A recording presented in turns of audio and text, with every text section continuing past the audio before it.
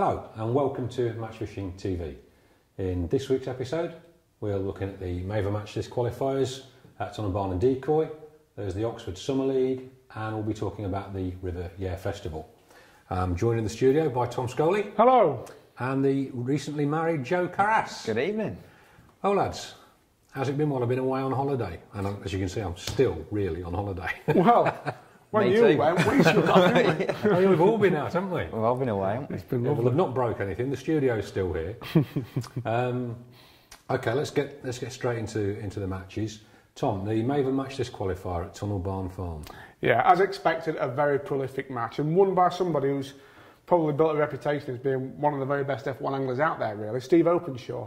He's won it with £224.6 from Jenny's, which is a colossal weight, really. But the thing that sort of struck me about this match, other than obviously Steve making his way into his second final, was the quality of the backup weight. £224 won it, £206 second, £197.8, that was Mark Roger.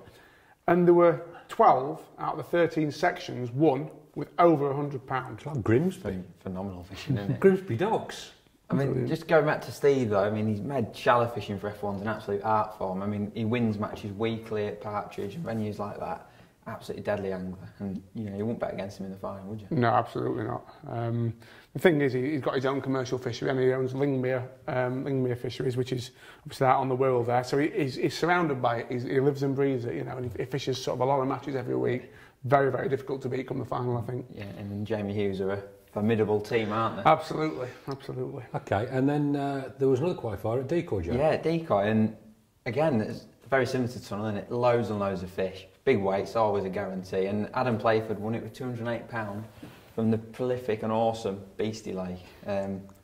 Just such a good venue, Decoy. It's not anywhere I've actually match fished, but you've been quite a lot, haven't you? Absolutely, absolutely. The thing that used to let it down for me, Decoy, was the net rules, and that they used to always say £60 a net or 6 big fish. That was the rule. And if, for example, you were catching really well, it wasn't uncommon for you to have to get up 3, 4, 5 times during the match, go up to the net bins, because it's fishery nets, pick up the net, come back, and it used to just break the day up. But for these matches this year, they've been very sensible. They're simply saying 3 nets, split your fish, brilliant. Absolutely brilliant, absolutely brilliant. It's worth saying as well, the 2 matches that we've just talked about there, both won casters. There's a lot now into meat, pellets, and traditional baits have won out on these. Well, at that time of year, though, where the fish are feeding a bit more finicky almost. They've seen a few pellets by now and a bit of meat, haven't they? And I know you're a big fan of fishing casters, maggots, this time of year, aren't you? They love a caster. Okay, so while we're on the subject of more natural baits, we've just had the first of the bloodworm weekends for the Evesham Festival qualifiers. Tom, I know you fished, and Saturday's match, the Hobgoblin Championship qualifier. How did that go? To be fair, it was a really, really good match. Some nice weights of small fish, sort of 5, 6, 7 pound of roach and perch, quite common throughout the match length. But the thing that took the money and dominated on the day was the bigger fish, some bream fed. Steve Townsend actually won the match. He caught £15 of bream. He actually caught him on bloodworm though, on his running rig, so he did well to get him that, including one of them, which I'm reliably informed was foul hooked in the dorsal fin, and gave him a little bit of a run around. Yeah, they all count. Yeah. But he had three nice bream and some small fish for £15. Second place, Nicky Crooks. He's actually from Brown and Ossett. It was his first time on the river, Nicky. But we've invited Ossett for the team champs this year because they won the Winter League final. Yeah. So he was down and he was second with £9.6, which again was a nice bream. And Nick Young on peg 45, he actually had a tension with his fish. So yeah, there's not been many tench short of recent years, has there? There used to be, they were a really important species at Evesham for a long, long time, but much less so now. They're big when you get them, aren't they? Definitely. Yeah. Lovely fish. Nice to see. They're gorgeous. Absolutely gorgeous. Okay, so that's and the other qualifier. So Nick Young qualified. Yeah. Nick Crooks qualified. Yeah. And Darren Bickerton was the other one. Excellent. He was in the town section. So they're all in the Hobgoblin final on the Saturday. Whichever final on the Sunday, who's through in that? Well, the Sunday is traditionally a little bit harder, isn't it, at Evesham? But as it happened this week, some barbel fed, so that the winning weight was still relatively high. And the lad who caught him is no stranger to success with barbel. He actually, I think he holds the festival record done there with £48, and it's Martin Howard. He drew peg 30, and he caught a big barbel on bomb and pellet. He's a dab hand, isn't he, at that game? He is. And Ian Jennings was Obviously second. a very patient man. Yeah. I don't know, he's one of them, isn't he? You know, certain people seem to have a record at catching him, you know, while others try and never get one. And Martin's record is brilliant. I don't think there are many match anglers that caught as many big barbel as he has. No. Certainly not down there. No, Mark Newman does very well with him as well. He always seems to sneak in every now and again. But Ian Jennings also had a barbel. He was second in the match. He was on peg 17. He had a fish about £7. And third place was a roach net. That was Scott Jeans. He had £7.7. Well, so £7.5 he has, and he was also in the town. So good match. Scott's through to the final. Yeah. Martin Howard's through to the final, and Darren Davis through to the final. Excellent. Well done, man. Joe, Oxford Summer League. Yeah, this is another one that we've been looking at with interest because we've got the Dren Knockout Cup coming up on the Thames. I mean, it's a different stretch, but you know, it's nice to see that the river's fishing well. This was at the Sandford stretch, and Tony Hobbs won it with £20 15 ounce, a few skimmers and bream, and looks like another good match has been had again on the Thames. He's doing well on there, Tony, and he's won another one of these, didn't he, the other week? Yeah, I think he had a big weight that week, didn't he? He had £50. So, cracking, doing really well. And I saw Jeff Valance was second. Yeah, he's another tight frame though. I mean, he's just had an ounce less than Tony, so close match. Very, very close match. Again, skimmers and bream, feeder and pole tactics. So it looks like there's a few breams to be caught on the Thames this year. And I'm back from holiday. I'm going to make an executive decision, and the third placed angler, his name is going to be pronounced by Tom Scholey. Tom, I actually know him. Actually, I'm not going to try and say. So I'm going to say it very quickly. It's Arnold Lagavicius. But that's a good effort. That's a good effort. I'll go for that. Yeah. He's a nice lad and a very good angler, Arnold. And he was third with £20 5 ounce. So again, only 10 ounce off winning. God, that's much closer than that. What a brilliant river match that is. Absolutely. And Paul Harrop was fourth with £19, so there's been a few fish caught there. And you also you were away fishing the River Yare Festival. What a place! I've never been anywhere like it. Unbelievable fishing that was. It is incredible fishing. Yeah. But to me, totally alien to anything I've really experienced. I've had 3 lovely days, caught sort of between 14 and 16 pound of roach every day, and that hasn't put me in the top 5 in my 13 peg section any day. Yeah. Just awesome. But it was won by somebody whose record on the year is absolutely phenomenal. I didn't realise just quite how well respected this man is on this circuit, but Will Freeman won it with 4 points. Superb angler. Yeah, absolutely awesome. I didn't realise, but apparently the year before last, he won all 3 days of the festival, and the Yare Championship, and the River Fest on there. No, so he's a very, very, very good angler. You know, and to say they're all big matches, you know, though. So he did awesome. Colin Oakham was second. He was a couple of points behind Will. And third was Wayne Anderson. But winning weights were, 20 to 30 pound skimmers, big roach and hybrids. Just fantastic fishing. And you got to talk to Will I did. after the event. Okay. Well, I've just finished fishing the Preston Innovations River Yare Festival, and I'm sat with the champion, Will Freeman, and I'm told that it's not the first time you've won something on this river. Now and again, yeah, it's not too bad. We've been very lucky on here. To get it right, you've won 2 out of 3 years, have you now? And Yeah, the first year was a little bit more spectacular because I won every day. did you really? But this year I had some stiff competition. There's some youngsters that were very good at pole fishing apparently, that did well. A few bream caught in a few sections as well. So been a bit of a strange one really, because there's been colour in the river on the first day, so skimmers are fed. And then the second day the colour's dropped out, so there's less skimmers to go at, so you've got to be a bit more versatile, and some pole weights have come good. And then today was a sort of a catch what you can day. A bit of a mixture, but plenty of fish in the river, so cracking venue. That's the standout thing for me, just the sheer amount of fish. I mean, I've had around about £15 every day and come nowhere. I don't think I've even made the top 4 in my section with £15 each day, you know. It's such a good venue. Incredible. And you look at the middles of the sections, and the weights are all so close as well. So it's a brilliant £20 place. odd every day nearly. First day at £18, didn't you? I've had 28 on the first day, which was all skimmers. 18, 14 on the second day, which was bits and pieces on that short chuck feeder.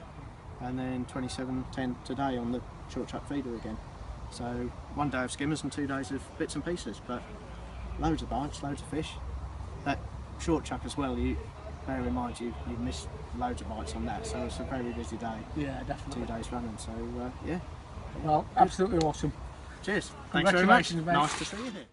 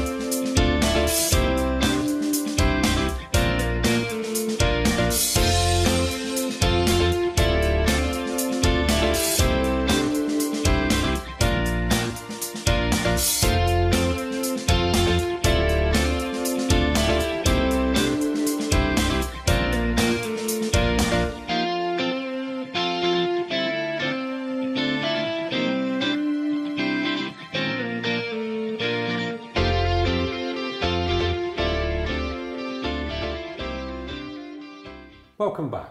And in the second half of this week's show, we'll be looking at the Tidal Trent Championship and the RAF teams of 4.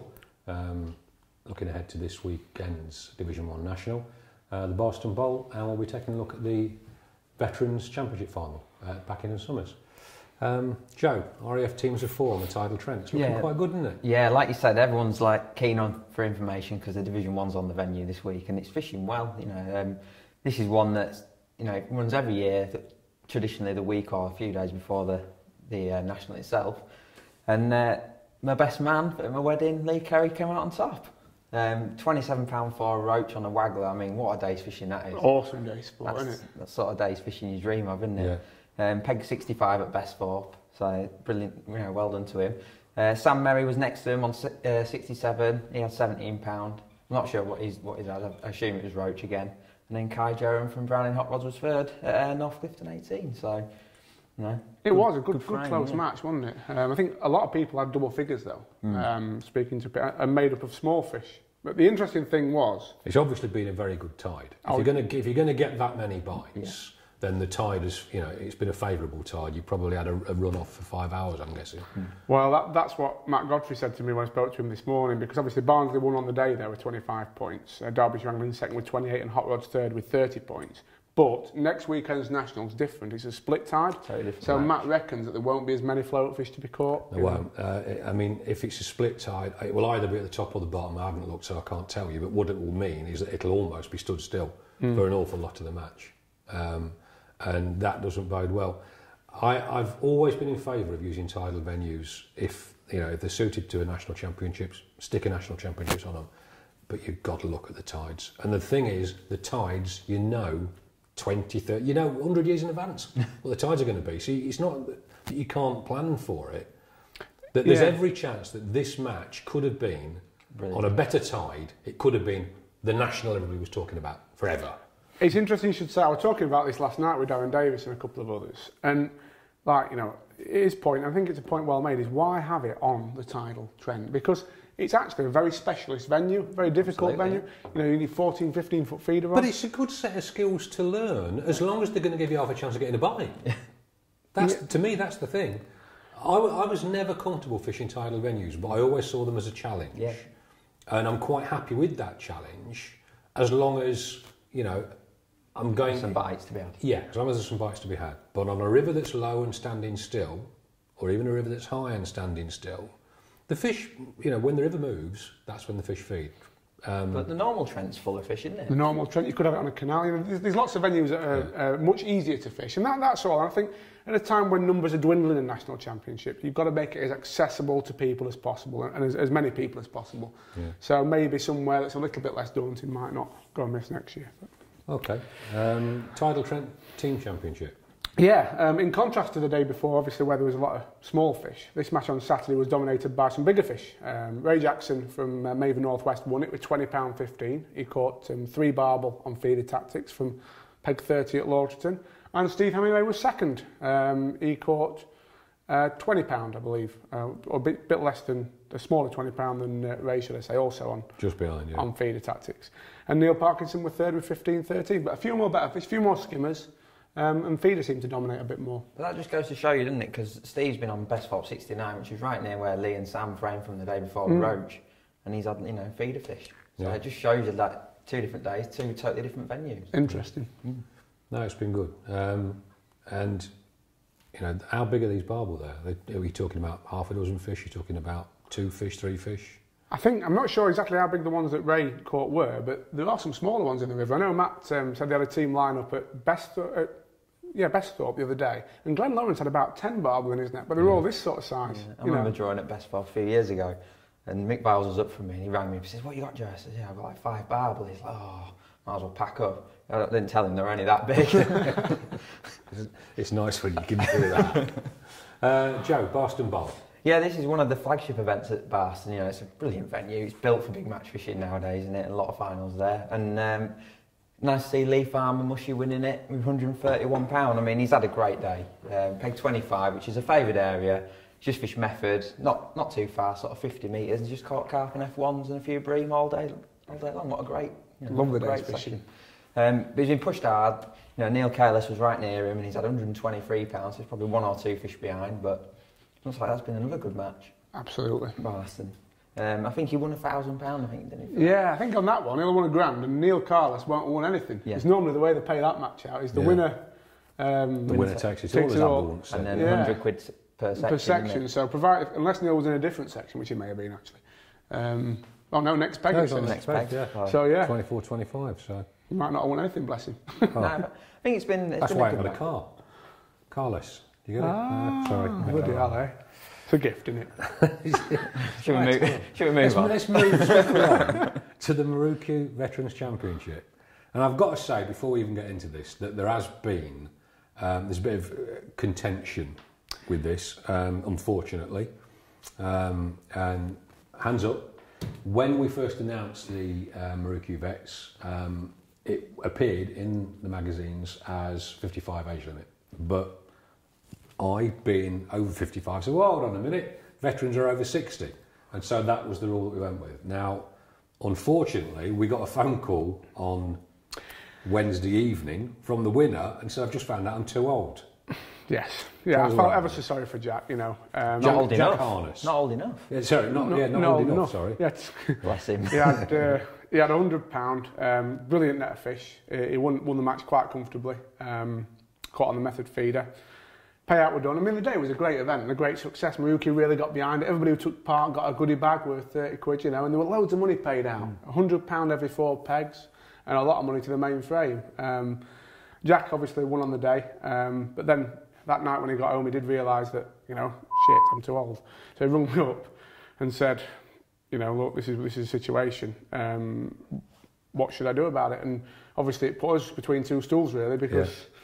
It was originally promoted as over 55s, but when tickets came out, it was over 60s, so it's a genuine mistake. You spoke to Joe and you were very understanding. Yeah, runner-up Joe Roberts, I chatted to Joe this morning, and Joe's view is, you know, Jack's a good angler, there is obviously some confusion out there. So Joe said, as far as he's concerned, everything stands, which is incredibly sporting of him, which is, you know, it's exactly what I would expect from somebody like Joe Roberts, to be honest. Joe was second with 84.5, Alan Lyons was third with 79.3. And so after the match, Matt Godfrey caught up with the winner on the day, and Roy Marlowe. It's been the Maruku Veterans Championship final at Packington Summers Fishery. I'm joined by our sponsor, Roy Marlowe from Maruku, and Jack Harness, who's won the match today. Well done, sir. You enjoyed yourself? Very much so, yeah, very good day. You've had a blooming standout weight, £100 exactly. What did you do? Stop putting them in? Yeah, just brought a few women from there. Brilliant, brilliant. How have you caught that, Jack? I've tried to catch shallow, just the wind was just not right, so I've just ended up fishing the feeder, method feeder over, tight over, on the pellets and ground bait 50-50 mix, and just on a little white boilie. And just stayed on that all day because it kept going round. Then caught a few down the left-hand margin on me. Nice, nice. So it's good. A lot of people said you've not been on a fancy peg. Peg 10 on Moldens, I think you call them. I draw such terrible pegs. I'll never draw very good pegs, that's the problem. You just make bad pegs. I just make them, Brilliant. And Roy, you've been here all day. What have you thought of the event? Are you happy with how it's gone? Yeah, brilliant. This is a brilliant venue, and as we've seen, it's been a fishing match, not a catching match. And I think that's important. You know, sometimes somebody catches 250, 300 pound and everybody else is struggling. Well, you've only got to look today. There was a lot of skill involved. A lot of the sections were very, very close. Really and I think that makes a difference. You know, if we talk about catching them in a bucket and all that, it doesn't happen. And it's what you do. There's been a lot of good pegs. And every section, you've seen the results. It's been a fishing match, not a catching match. It's great. Obviously, we're very pleased to support something like this. Great fishery at Somers, obviously Pole Fishing Mag and all the DHP team. It really has been fantastic, and we'll make it bigger and better. Brilliant. Thanks for all your support. Well done, Jack. Well done, Jack. Thanks for the interview, Matt. Okay, so let's just clarify that for next year, as far as David Hill Publishing is concerned, veterans matches are 60 and over on the day of the race. Yep. 60 and over on the day of the final. Absolutely. Okay, so no confusion next year. Mistakes happen. We obviously made one. Great sporting support from Joe Roberts there. Well done, Jack Harness. Jack Harness. There we are. Doctor Who. Well done, Joe Roberts. Well done, Jack. and well done Alan Lawrence, and we shall see you next week.